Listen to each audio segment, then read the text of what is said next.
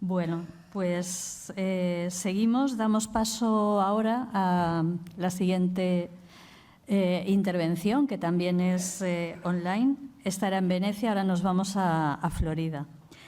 Bueno, Pat Villeneuve es nuestra ponente. Ella es profesora y directora de Administración de las Artes en el Departamento de Educación Artística de la Universidad Estatal de Florida.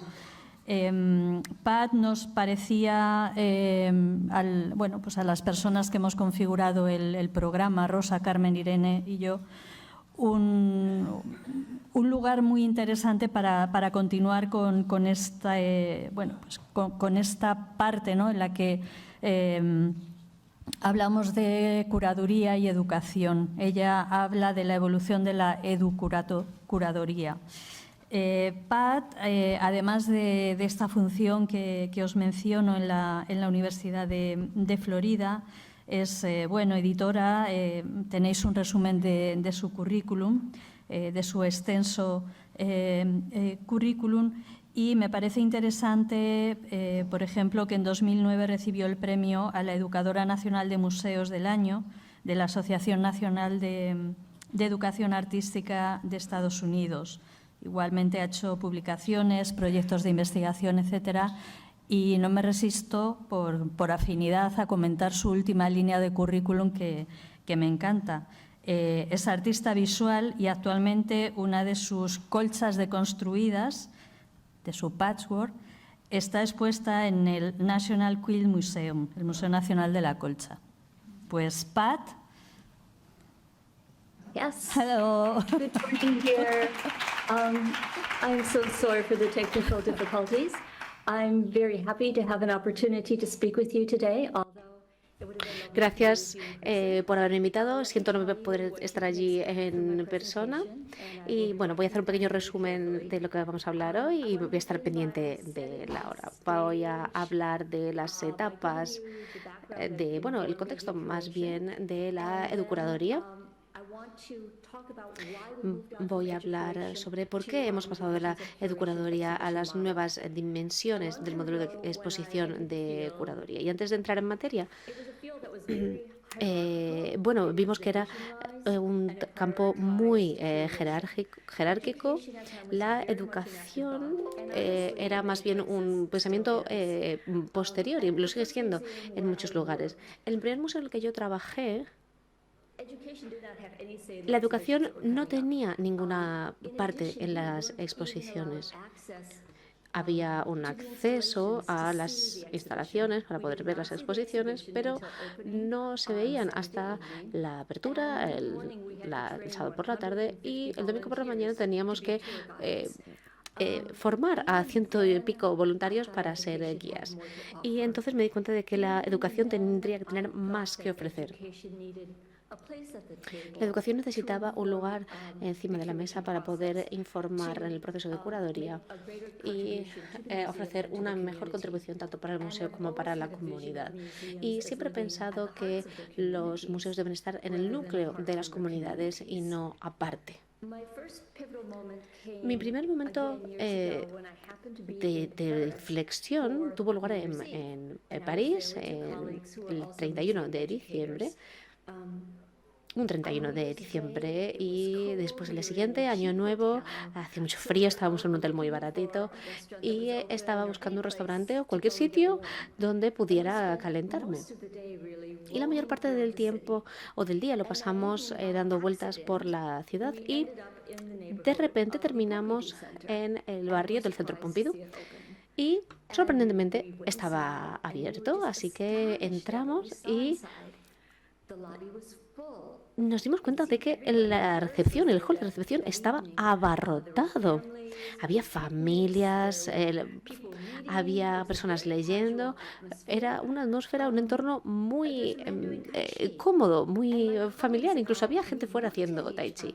Y con mis compañeros nos miramos y nos dijimos, wow, esto es lo que debería ser un museo, un lugar de encuentro. La gente quiere estar aquí, están cómodos, están felices, y esto se convirtió en mi visión sobre qué quería que fuera un museo, cómo quería que fuera un museo en Estados Unidos.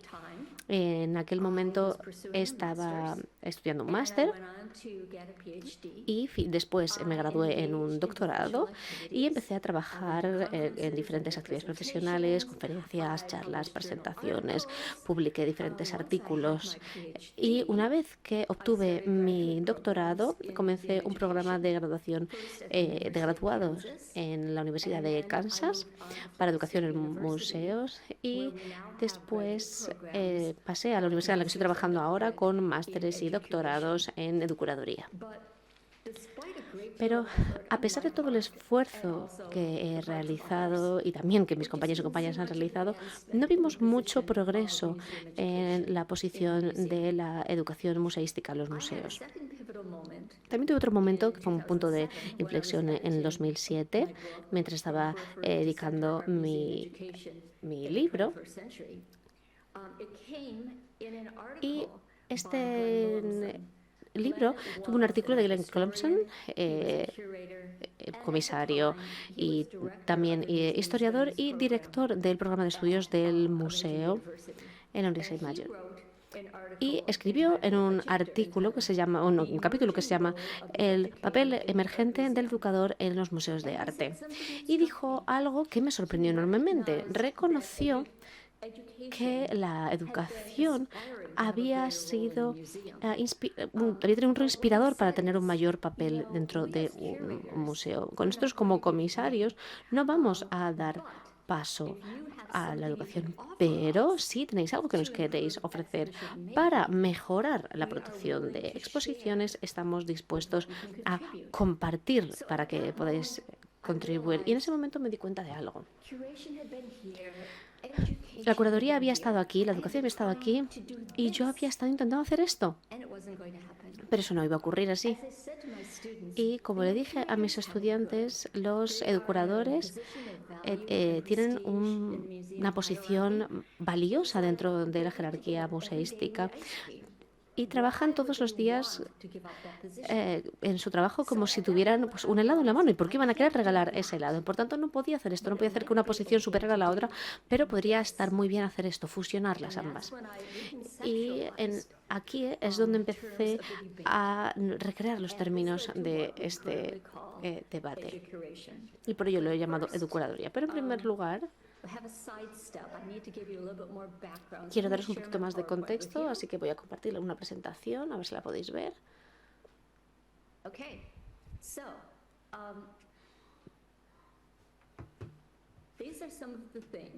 Bien, estos son algunos de los elementos. ¿Podéis ver el PowerPoint?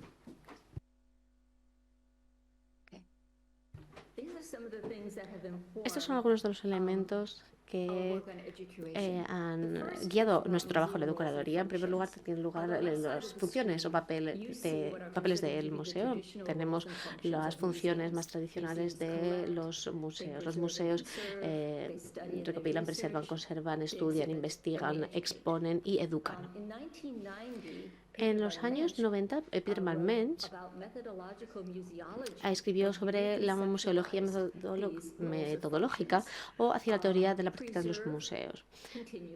Y él establece que un museo preserva, estudia y comunica. Y el gran cambio aquí, y que para mí tuvo un gran impacto, fue la tercera función, la de comunicar, porque a la hora de comunicar con este concepto es donde confluyen la curaduría y la educación para el beneficio del público. ¿Qué significó esto para mí?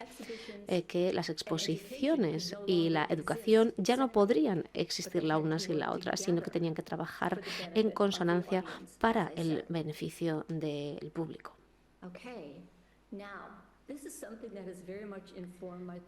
Y esto es es algo que enseño a mis estudiantes y que me ha ayudado a mí en mi propio pensamiento. Esto es de Feldman, un psicólogo cognitivo, y va a conceptualizar la idea del desarrollo. Y vamos a ver cómo el concepto universal al continuo único. Son cosas que ocurren a todas las personas del mundo solamente por el hecho de estar vivos y vivas. Nuestros niños aprenden a andar, primero a gatear, después a andar, etcétera. Así que cuando vamos avanzando en el continuo, en los valores más o los conceptos más universales, hay cada vez menos personas que logren que alcancen ciertos logros. Y estos logros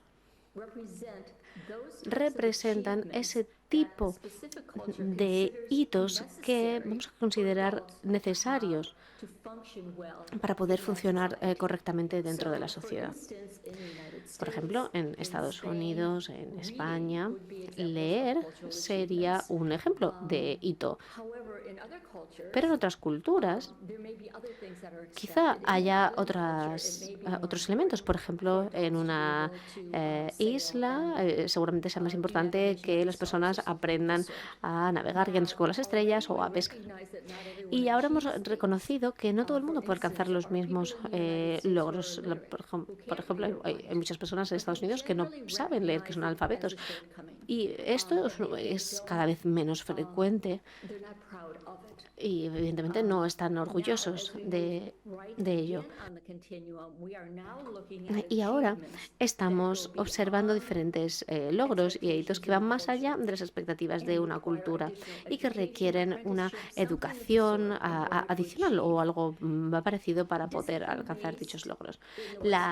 Basado en la disciplina. Esto en el mundo occidental puede tener que ver con ir a la universidad y la idiosincrasia sería la equivalencia de un graduado en la escuela elemental.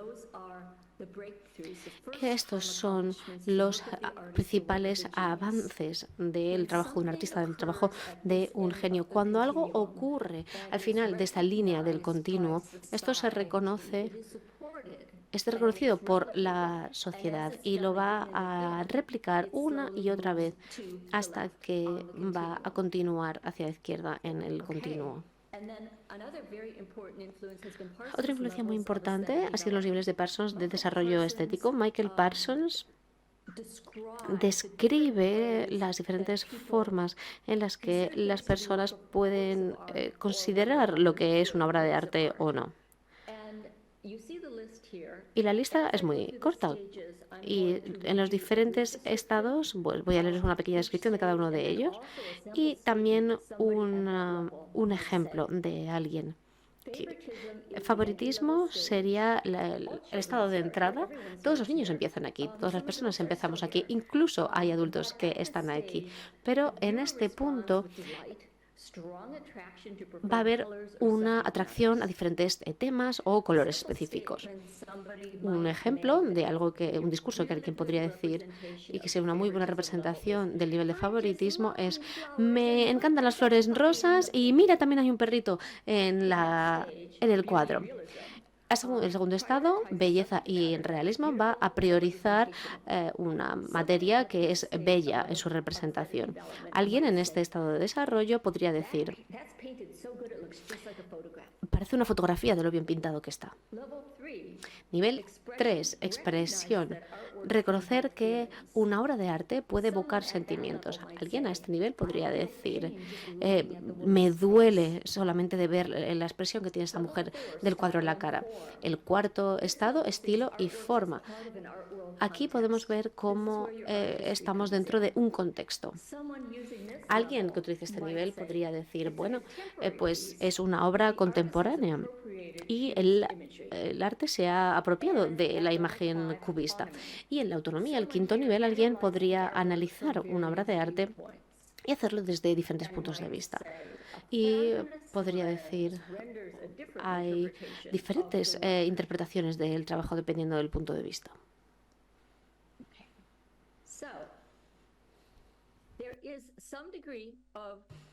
Hay cierto grado de correspondencia y me gustaría hablar de esto porque si rotamos los niveles de desarrollo y vamos en el continuo universal a único, podemos ver que el favoritismo es seguramente universal, porque cualquier persona puede ver una obra de arte y empieza basándose en su favoritismo. Y en Estados Unidos, por ejemplo, o al menos, El nivel cultural se centra en la belleza y en el realismo. En Estados Unidos, como sociedad, no hemos valorado el arte lo suficiente como para saber que forma parte o hacerle formar parte de la educación pública o del currículum general. Por ello, los estadounidenses se ven representados por la parte cultural de este continuo. Aquí, como decía, se centra principalmente en los niveles de favoritismo y de belleza, pero el mundo del arte intenta operar hacia hacia la derecha que puede. Aquí es donde están los artistas, aquí es donde los comisarios, con sus grandes niveles de conocimientos, quieren operar. Pero hay una gran diferencia aquí entre el nivel cultural y la parte derecha del continuo. Y yo esto le llamo el golfo de los malentendidos. Y para mí es una gran base, una gran justificación para la educación y la educuradoría, porque no es práctico, no es razonable, no es eficiente, al fin y al cabo, para poder explicar exportar nuestros sistemas educativos y a los miembros generales de la sociedad el nivel de conocimientos y de experiencia de los comisarios de arte. Este nivel nos va a llevar a la educuradoría. ¿Por qué? Porque nos hemos dado cuenta de que necesitábamos colaborar con comisarios y encontrar una forma de hacerlo. Y como académicos hemos trabajado en la teoría, y la teoría que hemos elegido para la educuradoría es el sistema de feministas de Stevens. El objetivo de la educuradoría, como decía, es bajar, digamos, el plano para ofrecer una práctica colaborativa entre la curadoría y la educación. En la izquierda pueden ver las características de la teoría de sistemas feministas. Y bueno, voy a dar unos minutos para la traducción. Sería ser sensible desde un punto de vista de género, valorar las voces de los márgenes, centrar la naturaleza, seleccionar metodologías apropiadas y ofrecer un cambio social. En la derecha hemos visto cómo se adaptan los modelos de educuradoría. Hemos pedido al proceso de la preparación del diseño de exposiciones que incluya la curaduría, que sea inclusivo y pluralista y que incluya diferentes voces para que nadie se sienta dejado aparte o marginado. En el proceso queremos promover la cultura organizativa dentro del museo porque es aquí donde trabajamos y queremos promover también metodologías apropiadas y también, por supuesto, contribuir con cambios sociales y sistémicos.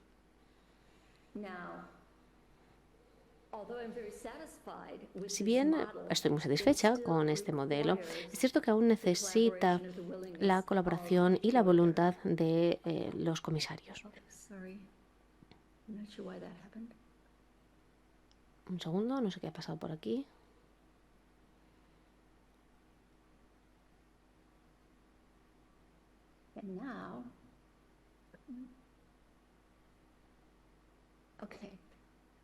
Ahora sí, muy bien.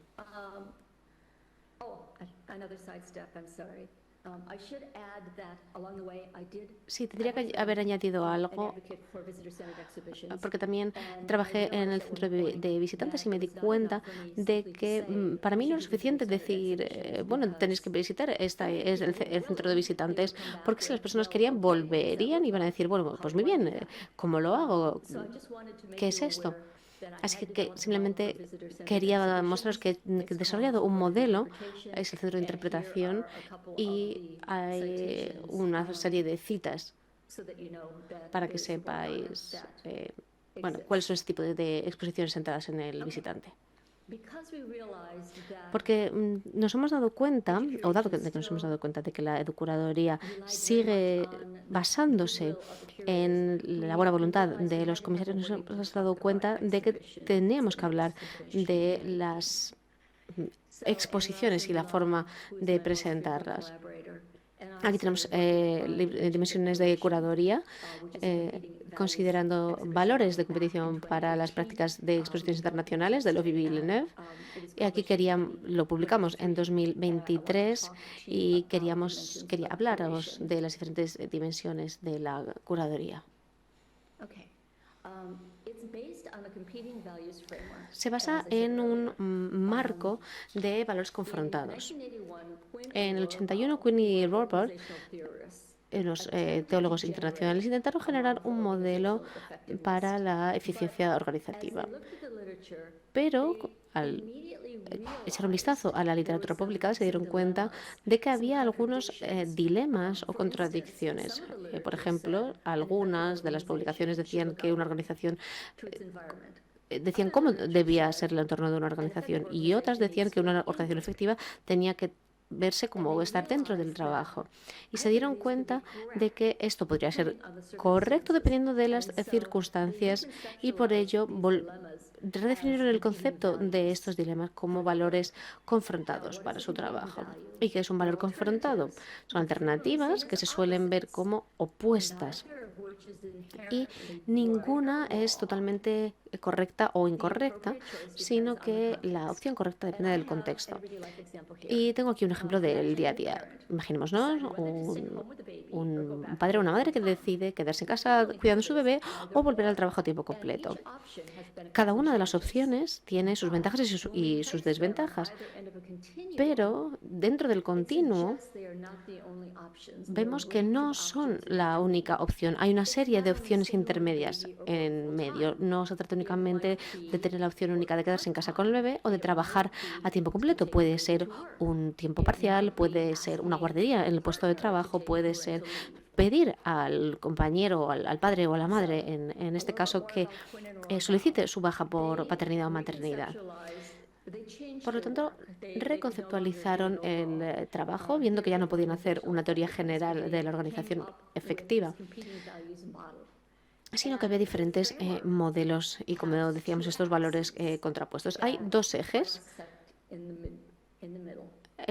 que van a confluir en un punto. Los ejes indican cuáles son los focos de la organización.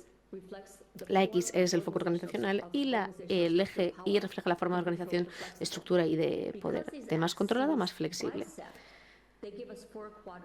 Y los cuadrantes que nos ofrecen estos dos ejes van a definir los diferentes tipos de procesos organizativos. Y podéis ver que son... no es importante saber los nombres, simplemente quiero que sepáis cuál fue la base de nuestro trabajo y que podáis ver que hay una gran relación entre el inicio del trabajo y lo que hemos desarrollado después.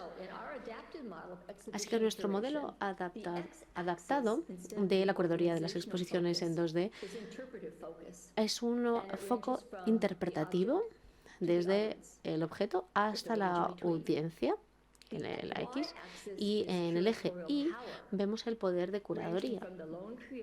Desde el creador solitario, que es un término que utilizamos para definir a un comisario solitario que quiere tomar todas las decisiones por sí mismo. Y de aquí pasamos a un proceso de curaduría más colaborador. Y estos resultados, en estos 4 cuadrantes que obtenemos como resultados, van a definir cuál es la práctica de curaduría. A la izquierda, abajo, tenemos el foco interpretativo del creador solitario, con el objeto sería el cuadrante tradicional. Tenemos un único experto, comisario, que va a seleccionar, interpretar y a definir los objetos para un tema determinado, como vanguardista u otro. Arriba a la izquierda tenemos un objeto con un foco interpretativo y un poder de comisariado colaborador, y por tanto tenemos una experiencia exclusiva.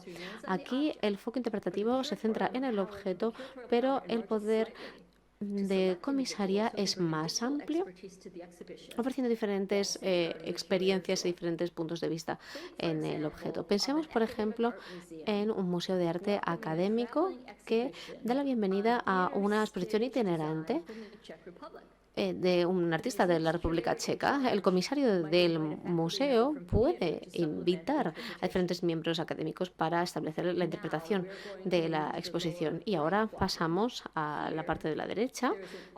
Aquí tenemos un foco centrado en los visitantes y un bajo poder de curaduría, por lo tanto, es simpático.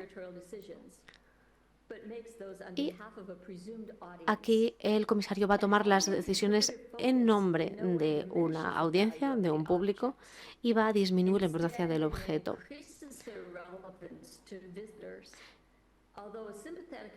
Si bien este enfoque simpático tiene una buena intención, va a depender de la familiaridad del comisario con el público.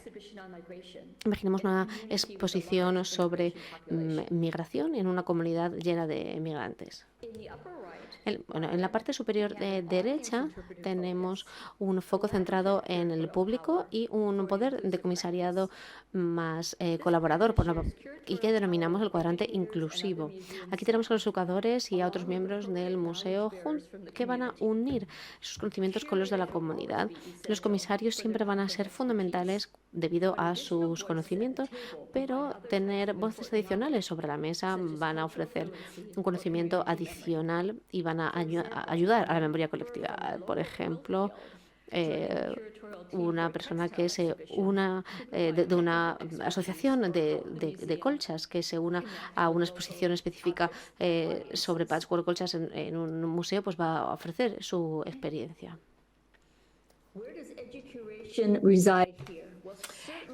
¿Dónde está aquí la educuratoría? En el extremo derecha, el extremo centrado en el público.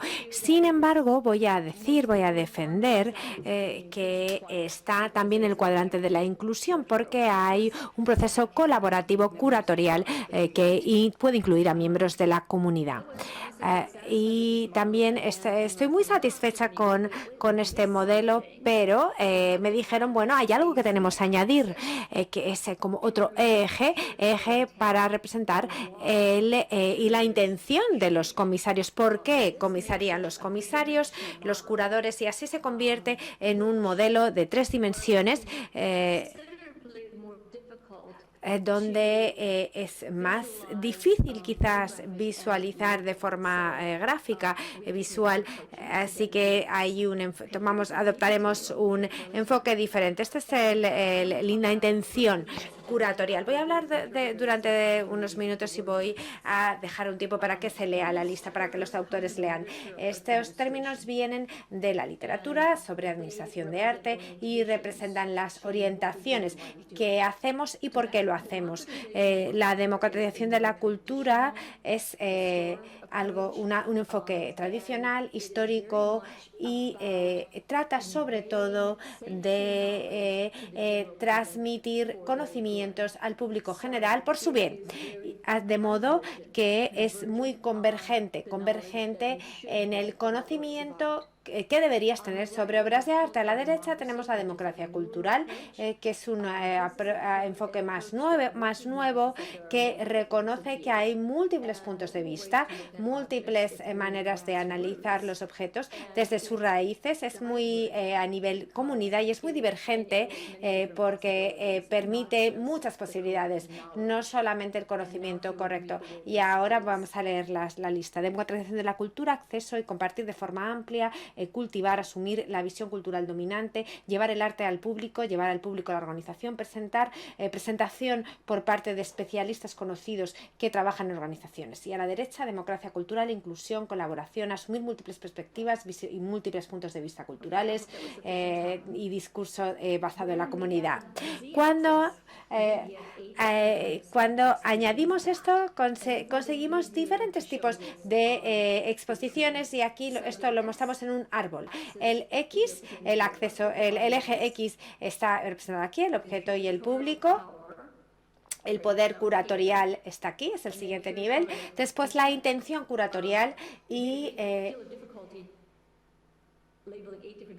y hemos descrito las exposiciones a través de distintas etiquetas, exposiciones que difunden, enriquecen, amplifican, median, inspiran, empoderan y actúan. Y creo que merece la pena preguntarnos dónde está la educuraduría aquí. Según avanzamos en este árbol, igual que en el modelo de tridimensional, está más centrado en el público, en términos del poder curatorial. La educuraduría estaría más cerca de los enfoques colaborativos y en términos de intención curatorial, la democracia cultural es lo que es más inclusivo. La exposición de educuraduría ideal sería una exposición que actúa. Y queremos decir alto y claro que el modelo puede utilizarse de distintas maneras. Puede utilizarse para determinar y para reflexionar sobre prácticas positivas del pasado. También puede utilizarse como una hoja de ruta para cambiar prácticas futuras. Por ejemplo, una exposición no ha tenido el público que queríamos. Se podría usar este árbol para determinar qué tipo de exposición era. Podemos llegar a la conclusión, bueno, estaba centrada en el objeto y trataba demasiado era un comisario solitario que intentaba enseñar sobre este objeto. Así que quizás habría funcionado mejor si hubiésemos añadido un foco en el público. Se puede utilizar como hoja de ruta para cambiar cosas. También quiero decir que cualquier tipo de exposición puede ser adecuada dependiendo de las circunstancias, dependiendo de los objetivos. ¿Por qué es esto importante? Lo considero muy importante porque cada decisión que se realiza mediante un proceso de decisión de exposiciones, ya lo pensemos o no, determinará quién va a acudir a esta exposición y quién va a sentirse no invitado en esta exposición. He intentado, lo he hecho muy rápido, pero he intentado dejar un tiempo para preguntas, para comentarios. Muchas gracias. Y también me gustaría decir que estaré presentando una ponencia en la Conferencia Internacional para el Museo Inclusivo en Viena en septiembre. Si podéis venir, sería maravilloso conoceros allí y veros allí. Gracias.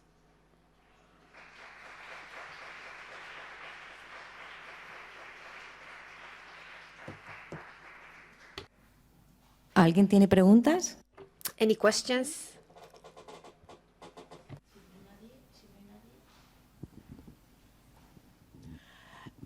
Muchas gracias, Pat, por esta exposición. Yo quería hacer dos preguntas. La primera es que este modelo de 8 opciones que habéis creado, si se está utilizando o si se puede utilizar para la propia reflexión de la institución y saber dónde se encuentra y hacia dónde quiere ir. Y por otro lado, la segunda pregunta, ¿en qué medida la asunción del poder de la toma de decisiones en el equipo, en el museo, está presente en la basculación de una de las opciones u otra dentro de las 8 posibilidades que se establecen en este continuo que has presentado? Muchas gracias. Sí. Sí, esa es la intención del modelo. Y en el libro tenemos múltiples capítulos describiendo las exposiciones en distintos museos, en China, en Estados Unidos. Han utilizado ya el modelo y para dar ejemplos sobre lo han utilizado para tener ejemplos de cómo podría ser si usamos este modelo. Bueno, funciona mejor, es más fácil si el director o los comisarios están a favor, pero sigue siendo posible, creo, encontrar maneras de influir en el proceso, haciendo preguntas, trabajando con la Galería de Educación, trabajando con el comisario, un comisario que sea abierto y que quizás le ha tocado comisariar una exposición no muy popular. Sabemos de casos donde el comisariado se ha hecho con colegios, con universidades, con la comunidad. Es posible, y en nuestra experiencia la comunidad y los museos ven la diferencia con distintos enfoques, cuando hay distintos enfoques de curaduría, de comisariado. Hola, buenas. A mí me gustaría saber cómo se establece un proceso de trabajo con la comunidad, es decir, con diferentes actores de la comunidad, ya sea una escuela, una asociación, tercer sector, es decir, a quien se involucre para hacer una curatoría compartida, ¿no? I would like to know how could we create a work process with different stakeholders in the communities, I mean, with different schools or any other actors in the communities in order to create an edu-curatorship. Yes, that is a really good question. Es una pregunta muy buena, y la pregunta más sincera, la respuesta más sincera es que se tarda mucho tiempo. Uno de mis compañeros recomienda que uno vaya a la velocidad de la confianza. Hay que construir relaciones, establecer relaciones, es una inversión en la comunidad, se tarda tiempo si llevas siendo un miembro de la comunidad durante mucho tiempo, eso ayuda, por supuesto, pero cuando estamos pensando en una futura exposición, merece la pena preguntarse quién en la comunidad puede complementar esta exposición, quién tiene experiencia. Y no hablamos necesariamente de experiencia en arte que tienen los comisarios, hay otras experiencias, familiaridad cultural, hay distintas formas de tener conocimientos, y en la comunidad hay mucho conocimiento. Y en nuestra experiencia, las personas en general están muy contentas, muy felices de participar de alguna manera en un proceso de elaboración de una exposición. Lo estamos haciendo en China ahora mismo, en Chengdong, de hecho. I'm going to ask my question in English because it seems easier like that directly. Voy a hacer directamente la pregunta en inglés. Me sorprende un poco la cuestión de la comunidad como una especie con este papel tan importante cuando se prepara una exposición. Se prepara una exposición con una comunidad, eso es lo que yo conocía, y la cuestión es cómo compartes ¿consideras que se comparte mejor con otras comunidades o realmente es una exposición que vuelve a la comunidad que ha inspirado esta exposición? ¿Cómo se hace esta forma de compartir tan universal de la que estás hablando? Creo que depende mucho de la exposición, por supuesto. Hay un ejemplo precioso en el libro, en el Museo M en Bélgica, llamada Hospitalidad sin Límites, y ellos trabajaron con la comunidad de inmigrantes para hacer una exposición y los comisarios decidieron que lo que querían de verdad abordar era la hospitalidad, el tema de la hospitalidad, y cada uno utilizó un objeto, escogió un objeto de la exposición para mostrar un objeto que les significase para ellos, y querían que la instalación, que la exposición se viese este aspecto de la bienvenida, así que hicieron una galería que era una especie de salón, de recibidor, para que la gente se sintiese cómoda nada más llegar. Y parece una exposición diferente, pero no era solamente quien vino, no fueron solamente los inmigrantes y sus familias, vino mucha más gente, y la idea es cómo uno es capaz de dar la bienvenida a los demás. Es una idea con la que todo el mundo se puede identificar. ¿Cuál sería la diferencia entre las curadurías pedagógicas y edu-curatoría? ¿Edu-curaduría? Yeah, what will be the difference between pedagogical curation or edu-curation? Las curadurías pedagógicas pensadas principalmente en las que se desarrollaron o partieron en la Bienal de Mercosur. The first of them being born, as sort of saying, at Mercosur. Con Luis Kapnitzer, y que hoy y que en realidad, por lo menos en Latinoamérica, nunca se pudieron desarrollar y rápidamente se fueron hacia una vía de extinción. And they were created at the beginning, or they started with Louis Cavintin, but unfortunately we weren't able to develop them, and they became extinct, so speaking. Porque las instituciones no están a favor muchas veces de democratizar el poder. Because sometimes institutions are not in favor to democratize power. Estoy de acuerdo en la última parte y, como he dicho antes, desde luego ayuda si hay una voz fuerte a favor de la educuraduría. Me gustaría aclarar la primera parte, cuál es la diferencia entre el comisario tradicional o la educuraduría, o cuál es la alternativa a la educuraduría. No sé si esa era la pregunta, la primera pregunta. Lo que proponía Kapnitzer era que las áreas educativas generaran sus propias exposiciones, sus propios procesos curatoriales. Kapnitzer proposed for the different education areas to propose their own processes throughout the way. Y ese tipo de procesos, por lo menos en Latinoamérica, cuesta hasta el día de hoy muchísimo, y por eso hablaba de que están en vía de extinción. And these kind of processes are very difficult to develop in Latin America currently, and therefore, and as I was saying, they are becoming extinct.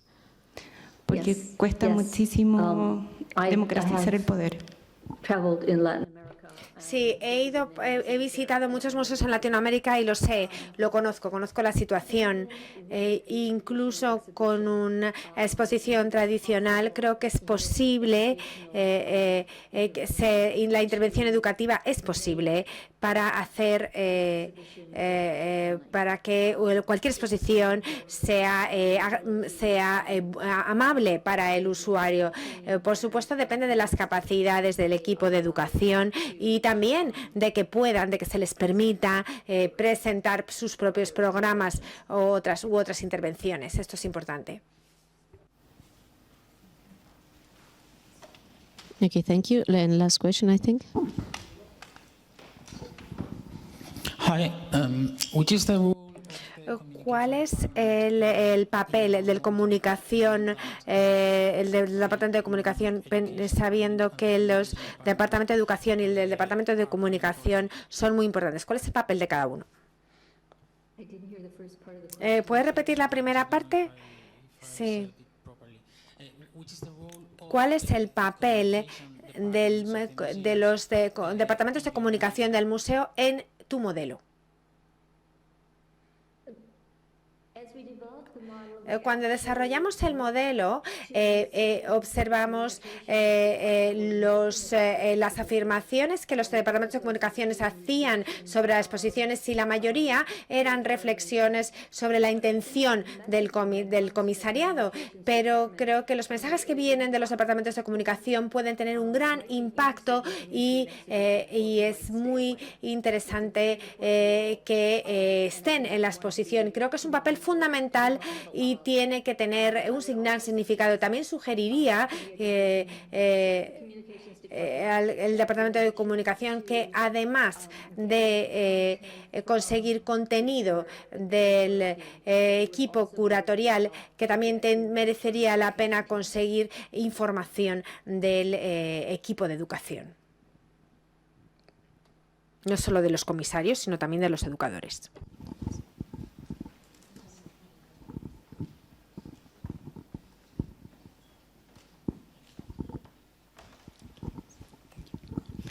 Yes, I was wondering whether in your new way of approaching curation, I mean exhibition making, with more community involvement. Con más implicación de la comunidad, esta nueva manera de enfocar las exposiciones con más implicación de la comunidad, si has descubierto algunos principios que podrían ser reinsertados en general dentro del diseño de exposiciones. ha construido conocimiento nuevo de lo que es un buen diseño de exposiciones, porque no tenemos eso en la exposición tradicional. Tenemos unos pocos principios solamente, así que se construyen más principios con este nuevo modelo, con este nuevo enfoque basado en la comunidad. Creo que es una pregunta muy buena y yo podría utilizar una palabra para responderlo. Yo diría relevancia. Busca la relevancia y es importante. Lo que significa para las comunidades es fundamental. Lo que una exposición significa para las comunidades es la participación de la comunidad. La comunidad está en la mejor posición posible para ayudarnos a entender cuáles pueden ser estos significados adicionales. Así que también diría que es razonable trabajar con un grupo más pequeño de personas, intentar tener entre 4 y 6 personas aportando información para una exposición. Tiene sentido, pero si no funciona, si son 100 personas, eso no es razonable. Así que hay que escoger con cuidado, con atención y estar preparado para escuchar lo que tienen que decir. Thank you, Pat. Gracias, Pat. Muchas gracias por tu tiempo. Perdón por los problemas técnicos. Siento muchísimo y me gustaría, quería realmente daros toda la información. Que disfrutéis del resto de la sesión. Muchas gracias.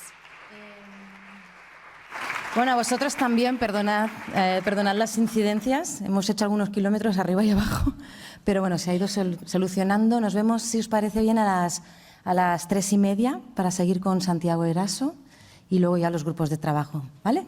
Gracias.